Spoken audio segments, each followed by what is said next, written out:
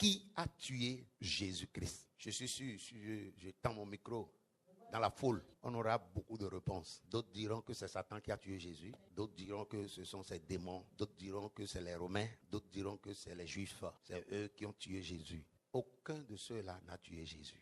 Ni Satan, ni ses démons, ni les Romains, ni les Juifs. Aucun d'eux n'a tué Jésus. Mais pendant des années, on nous a enseigné que les Juifs ont tué Jésus. Les Romains ont tué Jésus. Même quand vous allez au milieu des chrétiens évangéliques, vous leur demandez qui a tué Jésus. Amen. C'est les Juifs eux-mêmes qui l'ont attrapé, l'ont conduit à Ponce Pilate, qui l'a jugé et condamné à mort. C'est vrai, la Bible a parlé de tout ça. Mais la Bible n'a jamais dit que les Juifs et Ponce Pilate ont tué Jésus. Le problème, c'est que l'Église de Jésus-Christ, qui est appelée à enseigner la parole de Dieu au monde, n'a pas le temps pour lire la Bible. Alléluia. Qui a tué Jésus? Quand vous tournez votre Bible dans Apocalypse 1, verset 18, là, nous voyons le Seigneur Jésus-Christ et l'apôtre Jean, le plus jeune des 12 disciples que Jésus a choisi pendant son existence terrestre. Jésus s'est révélé à lui dans une vision, et dans la vision, il disait à Jean: je suis le premier et le dernier et le vivant. J'étais mort et voici, je suis vivant au siècle des siècles. Je tiens les clés de la mort et du séjour des morts. Ces paroles étaient sorties de la bouche de Jésus. Il a dit à Jean: j'étais mort. Il n'a pas dit on m'a tué. Il n'a pas dit j'ai été tué. Mais il a simplement dit j'étais mort. Il y a une différence entre j'ai été tué, on m'a tué et j'étais mort. Vous êtes d'accord avec moi? Quand je dis on m'a tué, ça veut dire qu'il y a quelqu'un qui m'a tué effectivement. Il y a quelqu'un qui a eu le pouvoir de m'ôter la vie. Lorsque je dis on m'a tué. Mais ce n'est pas ce que Jésus disait à Jean. Jésus n'a pas dit j'ai été tué. Parce que s'il disait j'ai été tué, alors il affirme effectivement que les Juifs lui ont ôté la vie, ou Ponce Pilate lui a ôté la vie. S'il a utilisé l'expression j'ai été tué, ça veut dire qu'il affirme que quelqu'un a le pouvoir de lui ôter la vie. Jésus ne fait pas d'erreur quand il parle. Il ne utilise pas les mots hasard. Alléluia. Les mots de Jésus sont profonds. Alléluia. Et nous sommes appelés à les analyser. Il n'a pas dit à Jean qu'il a été tué, mais il a dit à Jean qu'il était mort. Et maintenant, il est vivant. Et il vit au siècle des siècles, c'est-à-dire de génération en génération. Alléluia. Donc, nous voyons là que Jésus a affirmé que personne ne l'a tué, mais il était mort. Et quand vous tournez votre Bible aussi dans Actes des Apôtres, chapitre 4, le verset 10, nous avons là l'apôtre Pierre. Lors de la première persécution de l'église primitive, juste après la résurrection de Jésus, la toute première persécution que l'église a connue, c'est en ce moment où l'apôtre Pierre a pris la parole et s'adressait aux grands docteurs, il s'adressait aux chefs religieux, c'est-à-dire les pharisiens, les sadducéens, les autorités spirituelles. Pierre, debout devant eux, il a dit: sachez-le tous, et que tout le peuple d'Israël le sache. C'est par le nom de Jésus-Christ de Nazareth que vous avez crucifié. Pierre n'a pas dit c'est par le nom de Jésus-Christ de Nazareth que vous avez tué. Il y a une différence. Pierre n'a pas fait d'erreur ici. Pierre savait ce qu'il disait. Il a dit aux pharisiens que ce miracle qui s'est opéré, cette grandeur spirituelle que vous venez de voir, a été faite par le nom de Jésus-Christ que vous avez crucifié. Il n'a pas dit que ce miracle a eu lieu par le nom de Jésus que vous avez tué. C'est vrai, ils l'ont attrapé, ils l'ont humilié, ils l'ont maltraité, ils l'ont conduit à Ponce Pilate. Ponce Pilate l'a jugé et il l'a condamné. Et ils l'ont conduit maintenant à la montagne de Golgotha. Et là, ils l'ont crucifié. Tout ça là ne veut pas dire qu'ils l'ont tué. C'est vrai que pour eux, ils veulent le tuer. C'est pour cela qu'ils l'ont attrapé. Ils veulent l'éliminer. Leur objectif, c'est de le supprimer de la terre. C'est de finir avec lui. Mais dans la réalité, si vous étudiez les Écritures, vous allez vous rendre compte que personne n'a eu le pouvoir d'ôter la vie à Jésus. Ils l'ont maltraité, ils l'ont torturé, ils l'ont crucifié. Le but final, c'est de lui ôter la vie. Comme ils ont l'habitude de le faire aux voleurs chaque fois. Ils ont ôté la vie à Étienne. Mais quant à Jésus, aucun d'eux n'a eu le pouvoir de lui ôter la vie. C'est vrai, ils l'ont maltraité. Ils l'ont torturé jusqu'à le crucifier. Mais ils n'ont pas eu le pouvoir de lui ôter la vie. Alléluia. Maintenant, qu'est-ce qui s'est passé? Qui a eu le pouvoir d'ôter la vie de Jésus? Dans Jean chapitre 10, verset 17 au verset 18. Le Père m'aime parce que je donne ma vie afin de la reprendre. Verset 18. Personne ne me l'ôte, mais je la donne de moi-même. J'ai le pouvoir de la donner et j'ai le pouvoir de de la reprendre. Et tel est l'ordre que j'ai reçu de mon Père. Acclame le Seigneur Jésus. Nous lisons chaque fois ce verset, mais ça ne nous a jamais dit quelque chose. Ça passe inaperçu. Mais aujourd'hui, ce verset sera un verset phare de ta vie. Mais regardez cette déclaration. Il faut être audacieux pour dire comme ça, pour parler de ça. Il faut être audacieux, courageux pour parler ainsi. Et ce n'est que Jésus qui peut parler comme ça. La conjoncture dans notre pays n'a même pas encore atteint un niveau, mais les chrétiens ont commencé par changer de langage déjà. Alléluia, alléluia. Mais je sais que vous, votre vie n'est pas contrôlée par l'atmosphère. Vous n'allez jamais accepter la vie décidée de votre sort. Ce qui se passe dans ce pays, en bien comme en mal, ne va jamais ôter votre joie. Parce que vous savez que vous n'êtes pas d'ici bas. Ou bien, vous êtes d'en haut et non d'ici bas. Donc, du moment où vous n'êtes pas d'ici bas, les choses d'ici bas ne peuvent pas vous intimider. Regardez ce que Jésus dit ici. Jésus a libéré cette parole avant son arrestation. Et quand il disait ces mots, il ne s'amusait pas. Il était sérieux. Il savait ce qu'il disait. Rien ne le surprend. Il parlait avec assurance. Il parlait avec conviction. Même au moment où on l'a attrapé, on l'a conduit devant Ponce Pilate, où Ponce Pilate voulait l'intimider en lui disant, ne sais-tu pas que j'ai le pouvoir de t'ôter la vie? Jésus a dit, tu n'as aucun pouvoir sur moi. Tu n'as aucune autorité sur moi. Alléluia. Jésus savait qui il était. Il savait qu'il venait pour mourir à la croix. La mort sur la croix n'était pas une surprise pour lui. Et il n'a jamais eu peur de mourir sur la croix. La seule chose qui a fait peur à Jésus, c'était sa séparation d'avec le Saint-Esprit. Il ne s'est jamais séparé une minute du Saint-Esprit. En d'autres termes, la mort spirituelle lui a fait peur. Parce que quand le Saint-Esprit s'est séparé de lui pour lui permettre de passer par la mort spirituelle, c'est en ce moment où il a crié, Père, Père, pourquoi me laisses-tu? Et c'est cette séparation qu'il a appelée la coupe redoutable, la coupe qui lui a fait peur. Éloigne cette coupe de moi. Mourir sur la croix, c'est un jeu pour Jésus. C'est un jeu. C'est pas ça qui lui a fait peur. Sinon, il ne va jamais faire cette déclaration avant son arrestation. Regardez ce qu'il dit ici. Il dit, personne ne peut m'ôter la vie, ma vie. J'ai reçu l'ordre. J'ai reçu l'ordre, le pouvoir. J'ai reçu l'autorité. C'est-à-dire, le mot ordre là veut dire pouvoir, qui vient du grec exousia. Exousia, c'est un mot grec qui veut dire autorité. Qui a une autorité? Une autorité, c'est quelqu'un qui a le pouvoir de donner des ordres afin qu'on obéisse. L'autorité, c'est quelqu'un qui a le pouvoir de commander et on doit lui obéir. Parce que ce qui fait de lui autorité, c'est le pouvoir. Le pouvoir fait de toi une autorité. Donc ce que Jésus dit ici, Jésus est en train de dire qu'il a reçu le pouvoir de son Père. Son Père lui a donné le pouvoir. Et ce pouvoir fait de lui une autorité, exousia. C'est pourquoi il dit, j'ai le pouvoir de commander ma mort et j'ai le pouvoir de commander ma vie. Personne n'a le pouvoir ici-bas de m'ôter ma vie. J'ai le pouvoir de donner et j'ai aussi le pouvoir de la reprendre. Dis-moi, celui qui parle comme ça, c'est ce qu'il disait. Ça veut dire que il disait par là que personne sous ce siècle, sous ce soleil, parmi les Romains, parmi les Juifs, n'avait le pouvoir de lui ôter la vie. Maintenant, nous irons voir dans la Bible. Est-ce que effectivement il a commandé sa mort ou c'est les pharisiens qui lui ont ôté la vie? Tournons notre Bible dans l'évangile de Jean, chapitre 19.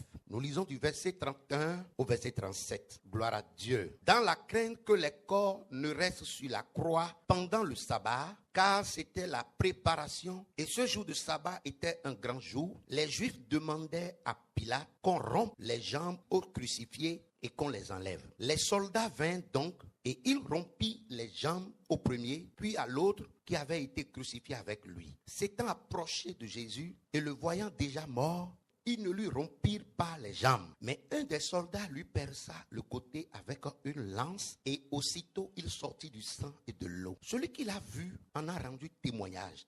Et son témoignage est vrai et il sait qu'il dit vrai, afin que vous croyiez aussi. Ces choses sont arrivées afin que l'écriture soit accomplie. Aucun de ces os ne sera brisé. Et ailleurs, l'écriture dit encore, ils verront celui qu'ils ont percé. Gloire à Dieu. Il y a un mystère dans ce texte que je vais te révéler ce soir. Lorsqu'ils ont crucifié Jésus-Christ, ils ont aussi crucifié deux voleurs, l'un à sa droite, l'un à sa gauche. Alléluia. Les Juifs ont fait l'expérience. Les Romains aussi ont fait l'expérience. Et ils ont compris que chaque fois quand ils crucifient quelqu'un, il faut 13 heures de temps bien compter avant que le crucifié ne meure complètement et qu'on l'enlève pour l'enterrer. Donc, la crucifixion n'a pas commencé sur Jésus. Donc, c'est une habitude pour eux. Et c'est pour cela, lorsqu'ils ont crucifié Jésus et les deux voleurs, l'un à sa droite, l'autre à sa gauche, ceci se passait un vendredi, vers midi, voire 13h. Alléluia. Maintenant, les Juifs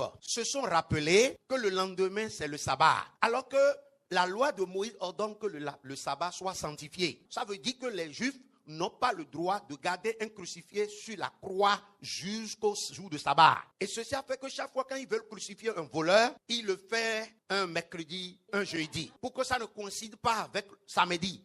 C'est un peuple très religieux qui respecte la religion juive. C'est un peuple qui manifeste vraiment la piété. Donc, les Juifs, après avoir crucifié Jésus, ils ont regardé l'heure. Ils ont vu qu'avec ce temps-là, ils risquent de souiller le sabbat. C'est-à-dire les crucifiés risquent de rester sur la croix jusqu'à samedi. Ce qui est anormal. Ce qui serait une abomination pour les Juifs. Et la Bible déclare que les principaux sacrificateurs se sont levés. Tous ensemble. Ils sont allés vers Ponce Pilate, le gouverneur. Ils ont dit à Ponce Pilate, nous risquons de souiller le sabbat. Pourquoi? Parce que les crucifiés risquent de vivre sur la croix jusqu'au samedi. Et c'est très grave pour nous. Alors, donne maintenant des ordres à tes soldats qu'ils aillent rompre leurs genoux. Et ils ont fait la proposition au Ponce Pilate. Ponce Pilate a dit, ok, dans tous les cas, ils sont condamnés à mort. Donc, si eux, ils vont souiller votre religion, je ne suis pas dedans. Je ne veux pas avoir de problème avec César, mon patron. Il a ordonné aux soldats d'aller briser les genoux, d'aller rompre les genoux des crucifiés. C'est-à-dire pour leur ôter la vie. Parce que en ce moment, les crucifiés sont mourants et marchent petitement vers la mort. Maintenant, et lorsqu'on va leur rompre les genoux, ceci va les contraindre à mourir. Ça va les tuer obligatoirement. Cette dernière douleur du brisement des genoux à coups de marteau va finir leur histoire. Effectivement, ça veut dire qu'ils avaient l'habitude de le faire. C'est pour cela qu'ils ont proposé cela à Ponce Pilate. Le soldat s'est approché du premier crucifié. Il a remarqué qu'il est encore vivant. Il a pris un marteau de masse. Il lui a brisé le genou. Pouah! Pouah! Il a crié. Pouah! Il a rendu l'âme sur champ. Il est arrivé sur Jésus. Je ne sais pas ce qui l'a empêché de le faire à Jésus, mais il a dépassé. Il est allé au second. Il est en train de respirer à petits coups. Il a pris marteau masse. Pouah!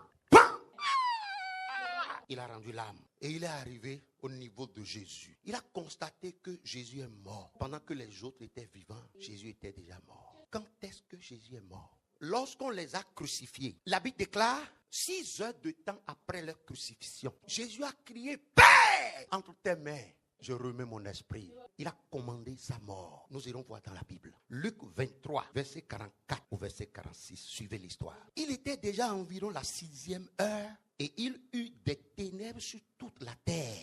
Jusqu'à la 9e heure, le soleil s'obscurcit et le voile du temple se déchira par le milieu. Jésus s'écria d'une voix forte, Père, je remets mon esprit entre tes mains. Et en disant ces paroles, il expira.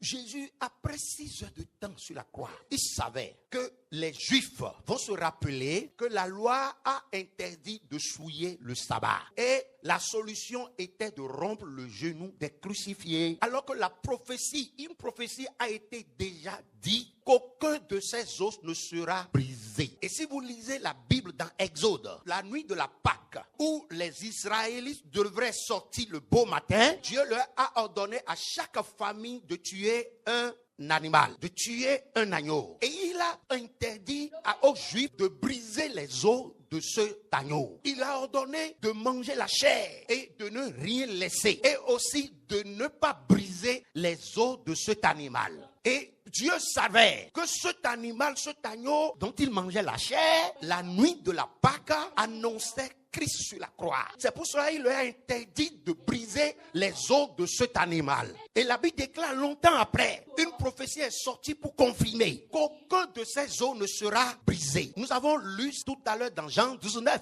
lisons du verset 33. S'étant approché de Jésus et le voyant déjà mort, qui s'est approché de Jésus? Le soldat. Quand il a fini de rompre, de briser les genoux, de briser les os du premier crucifié, la Bible dit, il s'est approché de Jésus, il a constaté que Jésus est déjà mort. Ouais, la Bible est claire. on n'a pas brisé les genoux de Jésus. Comme on a brisé le genou du premier crucifié pour lui ôter la vie by force. En temps normal, sur la croix, il a le droit de vivre pendant 13 heures de temps.